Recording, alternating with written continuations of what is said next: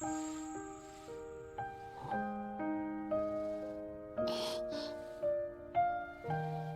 know, just because you treat people nicely or with respect doesn't mean they owe you anything. It just means you're doing the bare minimum. 帰りません。私は何があっても、玉彦様のおそばにおります。 They blame the women, of course. These men fail to see the common denominator in all of their failed relationships, which is themselves. Femininity in this day and age is not even understood properly because femininity's worst aspects are being celebrated. Gaslight, gatekeep, girl boss. This is best seen with feminist influencers on TikTok, Instagram, and even here on the YouTube.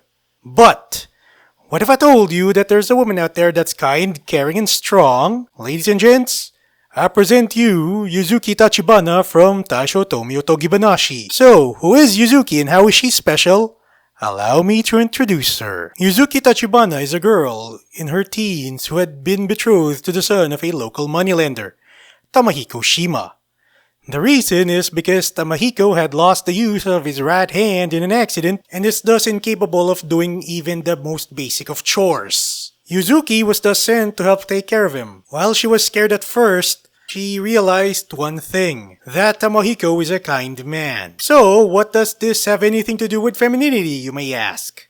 I'll explore this here. We are in a time where the very concept of femininity is a confusing mess. In the ye olden days, femininity meant that women had poise, kindness, gentleness, industriousness, being virtuous, loyalty, among other things. But all that changed when feminism happened around 100 to 150 years ago. Suddenly, these ideas had become taboo. We first saw this when in the 1920s, the infamous American feminist Virginia Woolf had killed off the woman in the famed Victorian poem The Angel in the House by British poet Coventry Patmore. The woman in the poem was killed in Virginia's critique of the poem. A few decades later, we see another infamous American feminist, Betty Friedan, who had looked down on femininity in her work The Feminine Mystique. This had influenced so many women into thinking that being an insecure douchebag is a good idea, especially starting in the second wave of feminism back in the 1960s along with the sexual revolution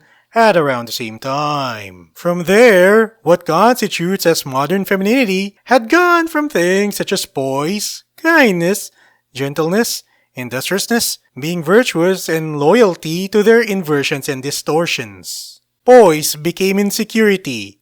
Kindness went to being a douchebag. Gentleness became cowardice.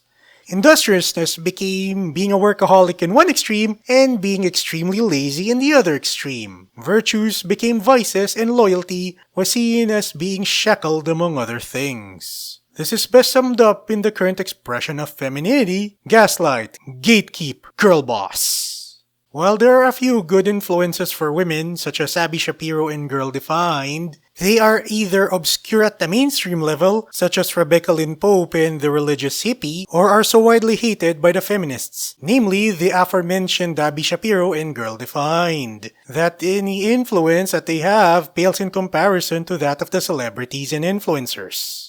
Outside of social media and celebrities, there's fiction. The likes of Jane Austen's works, especially Pride and Prejudice, tend to be popular with socially conservative women in the English-speaking world, while in the German-speaking world, the life of Empress Elizabeth of Austria-Hungary had been the subject of many a story for more than 100 years and counting.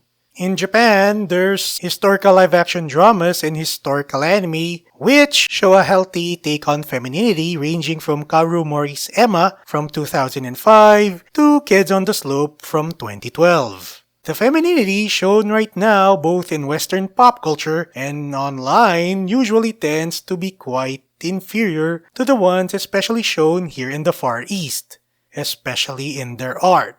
As an example of healthy femininity in Asian art would be Taishou Otome Otogibanashi. While anime's takes on femininity get a bad rep because of idiots who marry their body pillows, I'm just simply built different. I talk about anime because it deserves to be taken seriously as an artistic medium of expression from Asia. I'll talk about this in detail in a different video as I need to keep this video succinct. With Yuzuki, her kindness had influenced various people in her life.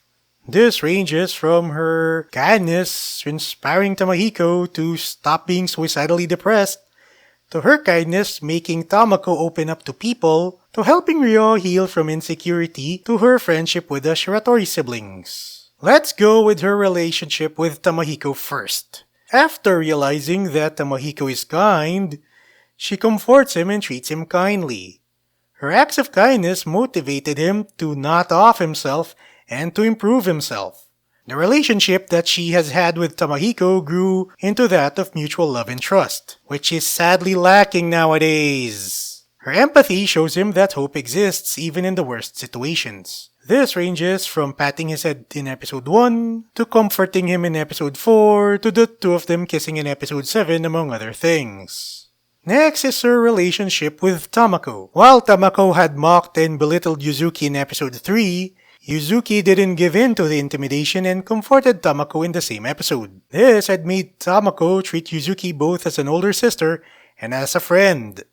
As for Ryo, she started off trying to steal Tamahiko from Yuzuki in episodes 5 and 6.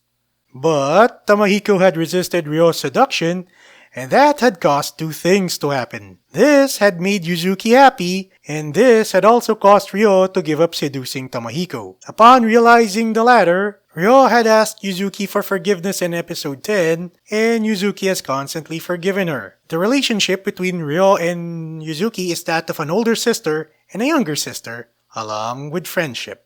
This had caused Ryo to heal from her trauma, which was caused by her insecurity. With the Shiratori siblings, her friendship with them had helped Tamahiko convince Hakuryu to open up to Kotori in episode 9.